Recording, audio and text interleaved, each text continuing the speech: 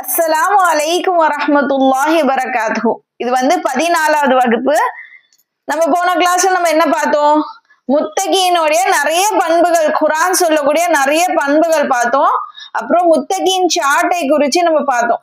ஒரு முத்தகீன துவக்க நிலையா நம்ம ஒரு சார்ட்டை பார்த்தோம். இது நம்ம பயன்படுத்துறது மூலியமாக நம்ம முத்தகீன் எப்படி ஆகலாம்னு சொல்லி நம்ம ஒரு சார்ட்டை குறிச்சு நம்ம பார்த்தோம்.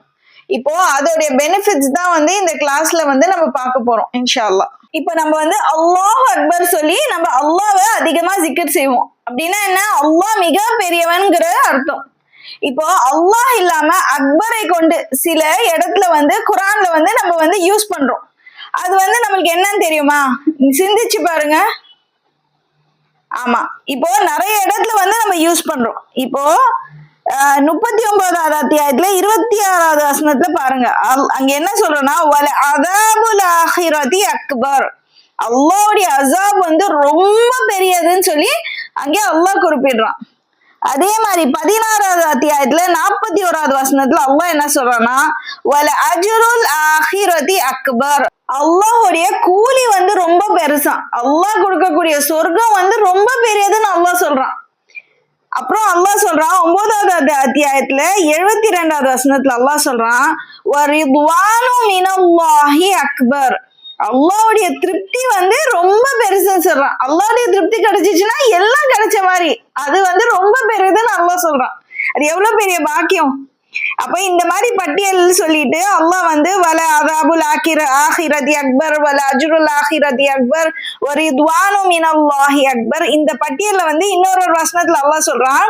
29வது அத்தியாயத்துல 45வது வசனத்துல அல்லாஹ் சொல்றான், வல ஸிக்ருல்லாஹி அக்பர், அல்லாஹ்வுடைய ஜிக்ர் ஆக பெரியதுன்னு அல்லாஹ் சொல்றான்.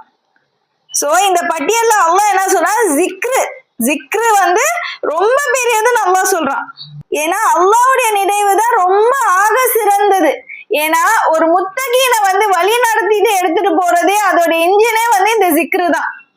இப்போ அதனாலதான் நம்ம இந்த 3 வேளை நம்ம ஸ்டார்டிங்ல நம்ம எடுத்திருக்கோம். ஃபர்ஸ்ட் 10 மணிக்கு, அப்புறம் 2 மணிக்கு, அப்புறம் 6 மணிக்கு நம்ம நினைவு கொள்றோம். யாரை நினைவு கொள்றோம்? அல்லாஹ்வை நினைவு கொள்றோம். நான் என்ன செய்யறேன், இது எதுக்காக செய்யறேன், இதோடைய கூலி என்னன்னு நம்ம செய்யறது அல்லாஹ்வை நினைவு கூறுறோம். அதனால இது ஃபர்ஸ்டா எடுத்திருக்கோம்.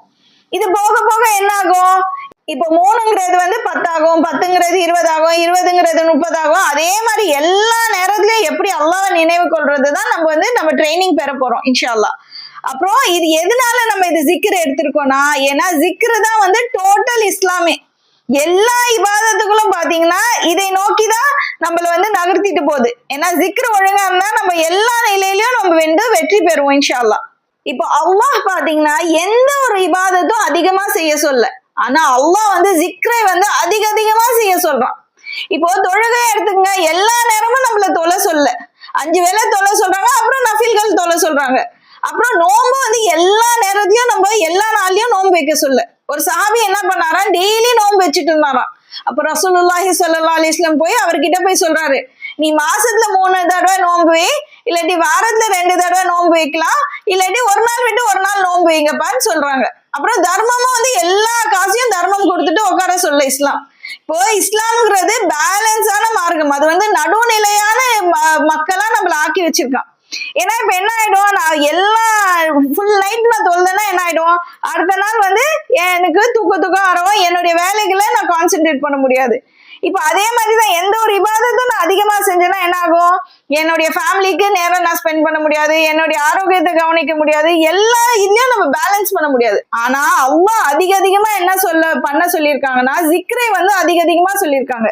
இப்போ குர்ஆன்ல பாருங்க, அல்லாஹ் சொல்றான் 33வது அத்தியாயத்துல 41வது வசனத்துல அல்லாஹ் சொல்றான், யா அய்யுஹல்லதீன ஆமனு ذ்குருல்லாஹ, இறை நம்பிக்கையாளர்களே நீங்க அல்லாஹ்வை ஜிக்ரு கொள்ளுங்கள். விக்ரம் கஸீரா, எப்படின்னா அதிகமா ஜிக்ரு கொள்ளுங்கள் அல்லாஹ் சொல்றான். இறை நம்பிக்கையாளர்களுக்கு அல்லாஹ் சொல்றான்.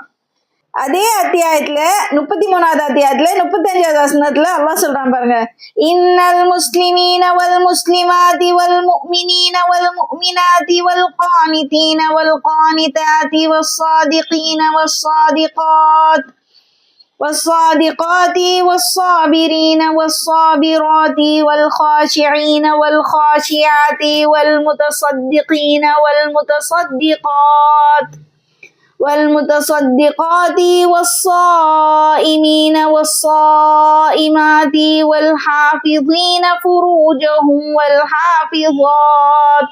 والحافظات والذاكرين الله كثيرا والذاكرات أعد الله لهم مغفرة وأجر عظيما.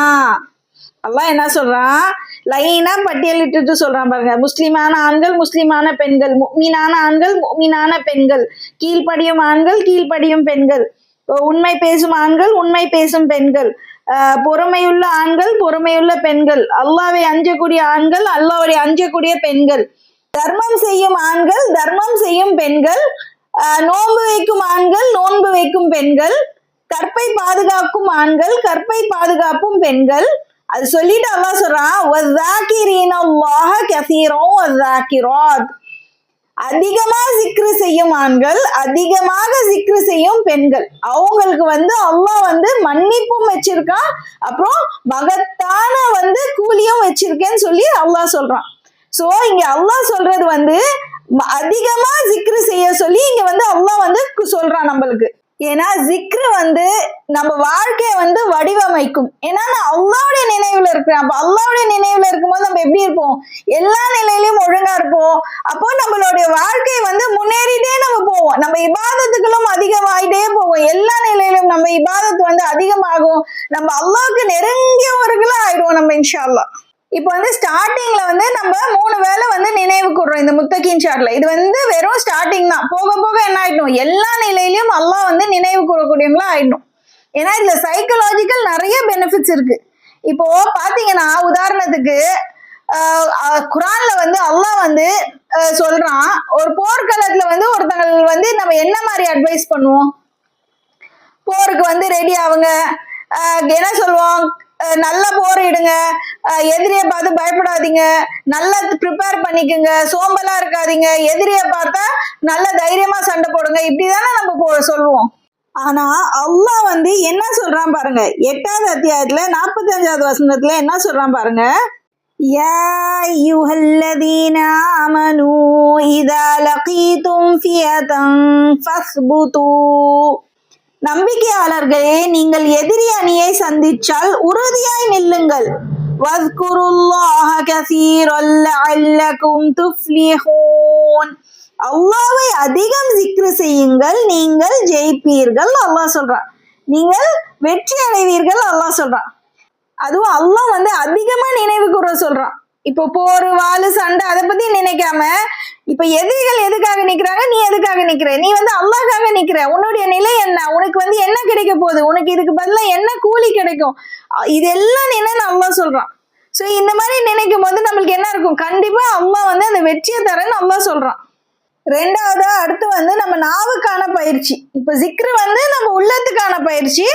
இப்ப அடுத்து நம்ம நாவுக்கான பயிற்சி நம்ம பார்க்க போறோம். இப்ப நம்ம வாழ்க்கையிலே பாத்தீங்கன்னா 3 அம்சங்களாக வடிவமைக்கப்பட்டிருக்கிறது. அது என்னென்ன, ஃபர்ஸ்ட் எண்ணம், ரெண்டாவது பேச்சு, மூணாவது செயல். இதுக்கு வெளியில ஒண்ணுமே கிடையாது. இப்ப நான் ஒண்ணு நான் பேசணும், இல்லாட்டி நான் என்ன பண்ணணும், ஏதாவது செய்யணும், இல்லாட்டி நான் ஏதாவது எண்ணம் கொள்ளணும், ஏதாவது சிந்திக்கணும். இதை தவிர வேற யாருமே வேற எந்த காரியத்திலயும் ஒருத்தவங்க ஈடுபட மாட்டாங்க. இப்ப எண்ணம்காக நம்ம அல்லாஹ் ஜிக்ரை சூஸ் பண்ணியிருக்கோம். ஃபர்ஸ்ட் 3 வேளை நினைவு கூறுறதுக்காக நம்ம சூஸ் பண்ணியிருக்கோம். ரெண்டாவது பேச்சுக்காக நம்ம என்ன சூஸ் பண்ணியிருக்கோம், அந்த சாட்ல பொய், புறம், அவதூறு, இந்த 3 விஷயத்த சூஸ் பண்ணியிருக்கோம். ஏன்னா இதுதான் நம்ம நாவால செய்யக்கூடிய பெரும் பாவங்களே இதுதான். சோ இத குறிச்சு அல்லாஹ் சொல்றான் பாருங்க, 50வது அத்தியாயத்துல 18வது வசனத்துல அல்லாஹ் சொல்றான், மா யல்ஃபிது மின் கௌலின் இல்லா லதைஹி ரகீபுன் அதீத், எந்த ஒரு வார்த்தையும் நீங்கள் சொல்வதில்லை, கண்காணிக்கின்ற எழுத்தாளர்கள் இல்லாமல் உங்கள் வாயிலே எந்த ஒரு வார்த்தையும் வராது, பார்த்துக்குங்கன்னு அல்லாஹ் சொல்றான். சோ இந்த மாதிரி நம்ம செய்யக்கூடிய ஒரு ஒரு விஷயங்களும் என்ன பண்றாங்க, மலக்குமார்கள் நம்ம நோட் பண்ணிட்டு இருக்காங்க. இதே நம்ம கயாமத் அன்னைக்கு நம்ம எல்லாம் நம்ம செய்யக்கூடிய ஒன்னொன்னு, சின்னது அமல், சின்ன நன்மை ஆகட்டும், சின்ன பாவம் ஆகட்டும், எல்லாம் நம்ம பார்ப்போம். நம்ம செய்யக்கூடிய சின்ன சின்ன செயல்கள், சின்ன அமல், பெரிய அமல், நல்லது கெட்டது எல்லாம் நம்ம வந்து அந்த கிதாப்ல வந்து பார்ப்போம். எல்லாம் எழுதப்பட்டிருக்கு, எல்லாம் கணக்கு எடுத்துட்டு இருக்காங்க. என் வாயில வரக்கூடிய ஒரு ஒரு வார்த்தையும் அங்கேயே ரெக்கார்ட் பண்ணிட்டு இருக்காங்க. இது வந்து நம்ம அதிகமா கவனம் கொள்ளணும். அதுவும் இல்லாம அல்லாஹ் சொல்றான், பொய் புறம் அவதூறு வந்து பேசுறது வந்து நம்ம செத்த சகோதரனின் இறைச்சியை வந்து தின்ற மாதிரி அல்லாஹ் வந்து நம்மள சொல்லி எச்சரிக்கின்றான். எவ்வளவு கடுமையான வார்த்தை பாருங்க. அதுவும் இல்லாம நம்ம மறுமை அன்னைக்கு நம்ம வந்து கஷ்டப்பட்டு நம்ம செய்யக்கூடிய அமல்கள் வந்து அங்கே கொண்டு வருவோம். ஆனா நம்ம இந்த மாதிரி வீணா நம்ம பொய் பேசி புறம் பேசி அவதூறு சொல்லியிருந்தா என்ன ஆகும், நம்மளுடைய அமல் எல்லாம் தூக்கி யார வந்து நான் அவதூறு சொன்னனோ, யார வந்து நான் புறம் பேசணும், அவங்களுக்கு வந்து என்ன ஆகும், என்னுடைய அமல் எல்லாம் தூக்கி அல்லாஹ் கொடுத்துடுவான். நம்மளே கஷ்டப்பட்டு ஏதோ அமல் எடுத்துட்டு போவோம், அதுவும் இப்படி தூக்கி கொடுக்க மாதிரி ஆயிடும். அதனால நம்ம ரொம்ப கவனிச்சுக்கணும். நம்ம நாவை வந்து ரொம்ப பாதுகாக்கக்கூடியவங்களா நம்ம ஆயிடணும். அதனாலதான் வந்து இந்த சாட்ல வந்து இதை வந்து நம்ம எடுத்திருக்கோம். மூன்றாவதா வந்து நம்ம செயலை குறிச்சு அதை சீர் பண்றதுக்கு நம்ம என்ன சாட்ல எடுத்திருக்கோம், நன்மை செய்தேனான்னு நம்ம பார்க்கணும், நன்மை செய்தால் நான் நன்றி செலுத்தணும், தீமை செய்தால் அதுக்காக நான் பரிகாரம் செய்யணும்னு நம்ம அது சாட்ல இருக்கு. சோ இந்த மாதிரி நம்ம நினைவு கூறும் போது நம்ம என்ன ஆகும், நம்மளுடைய நன்மைகள் அதிகரிச்சுட்டே போகும், நம்மளுடைய தீமைகள் வந்து குறைஞ்சிட்டே போகும். இது வந்து நான் மெஷர் பண்ணும் போது இது என்ன ஆகும், என்னுடைய நன்மை அதிகரிக்கும், தீமை வந்து குறைஞ்சிடும் இன்ஷா அல்லாஹ். அதுவும் இல்லாம இப்ப நம்ம நன்மை செய்யும் போது அல்லாஹ்க்கு வந்து நம்ம நன்றி செலுத்துறோம். இப்போ நன்றி செலுத்தும் போது அதுவும் இல்லாம நம்ம யாரு வந்து நம்மள இந்த நன்மை செய்ய வச்சாங்களோ அவங்களுக்காகவும் நம்ம துவா கேட்கிறோம். சோ இது மூலியமா என்ன ஆகும், என்னுடைய அமல் வந்து அல்லாஹ் வந்து அதுல அருள் புரிஞ்சு அதுல இன்னும் நான் என்னுடைய அமல் வந்து அதிகரிச்சுட்டே போகும். அப்புறம் தீமையை குறிச்சு நம்ம என்ன பண்றோம், ஃபர்ஸ்ட் வந்து நான் வந்து அதுக்காக நான் கவலைப்படுறேன், அப்புறம் நான் தப்பு செஞ்சு நான் ஒத்துக்கிறேன். இதுதான் வந்து தப்பை ஒத்துக்கொள்றதுதான் முதல் படி. இந்த ஒத்துக்கொள்ளும் போதுதான் நான் வந்து தப்ப உணர்வேன், அப்புறம் வந்து இதுல இருந்து நான் வெளியில வருவேன் இன்ஷா அல்லாஹ். சோ இதனால வந்து என்ன ஆகுது, என்னுடைய எண்ணம் வந்து சரியாகுது, என்னுடைய பேச்சு சரியாகுது, என்னுடைய செயல் வந்து சரியாகுது. இது வந்து நம்மளோட முதல் முயற்சி இன்ஷா அல்லாஹ். இது போக போக போக நம்ம ஃபுல் முத்தகீனா ஆகக்கூடியவங்களா, பவர்ஃபுல் முத்தகீனா ஆரம்பத்துக்கு நம்ம வந்து அல்லாஹ் கிட்ட உதவி கேட்கணும். இதனால என்ன ஆகும், ஷைத்தானுடைய தடை வந்து ரொம்ப வரும். ஷைத்தான் வந்து நம்ம இந்த நேரான பாதையை நோக்கி போகும்போது நம்மளுக்கு வந்து ரொம்ப வலி கெடுப்பான். சோ அதுக்காக நம்ம அல்லாஹ் கிட்ட வந்து துவா கேட்கணும். மூசா நபி கேட்ட துவா அது என்னது, ரப்பி ஷ்ரஹ்லி ஸத்ரி வயஸிர்லி அம்ரி வஹ்லுல் உக்ததம் மின் லிசானி யஃப்கஹு கௌலி. ரப்பி ஷ்ரஹ்லி ஸத்ரி, என் இறைவா என் நெஞ்சத்தை விரிவாக்கு, வயஸிர்லி அம்ரி, என் காரியத்தை லேசாக்கிவை. சோ இந்த மாதிரி நம்ம அல்லாஹ் கிட்ட துவா கேட்கணும். ஏன்னா ஷைத்தானுடைய தூண்டுதல் வந்து அதிகமா இருக்கும். ஷைத்தான் வந்து நம்மள வலி கெடுப்பான். அல்லாஹ் தான் நம்ம காரியத்தை வந்து லேசாக்கணும். அதனால நம்ம அல்லாஹ் கிட்ட அதிகமா நம்ம துவா கேட்போம் இன்ஷா அல்லாஹ். நம்மள வந்து வழி நடத்துறதுக்கு நம்ம அல்லாஹ் கிட்ட துவா கேட்டு நம்ம நேரான பாதையில நடக்கக்கூடியவங்களா ஆயிடணும்.